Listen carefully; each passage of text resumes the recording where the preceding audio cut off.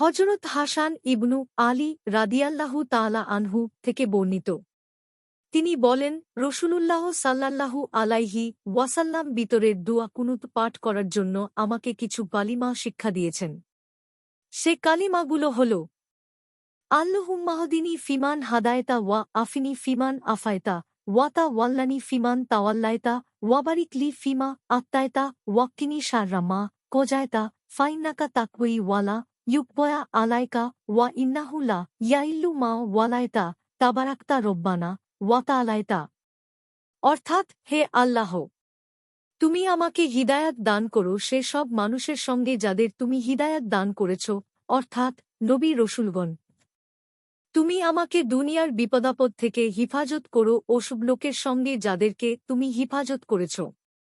যাদের তুমি অভিভাবক হয়েছ, তাদের মাঝে আমারও অভিভাবক হও। তুমি আমাকে যা দান করেছ, জীবন, জ্ঞান, সম্পদ, ধন, নেক আমল, এতে বারাকাত দান করো। আর আমাকে তুমি রক্ষা করো ওসব অনিষ্ট হতে যা আমার তাকদিরে লিখা হয়ে গেছে।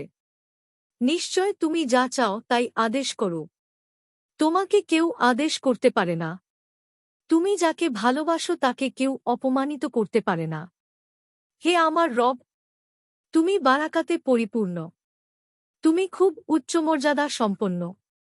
তিরমিজি, আবু দাউদ, নাসাই, ইবনু মাজাহ, দারিমি। আবু দাউদ 1425, তিরমিজি 464, নাসাই 1745, ইবনু মাজাহ 1178, আহমাদ 1718, দারিমি 1634, ইবনু খুজায়মা 1095, ইরওয়া 429, মিশকাতুল মাসাবিহ 1273। হাদিসের মান সহিহ।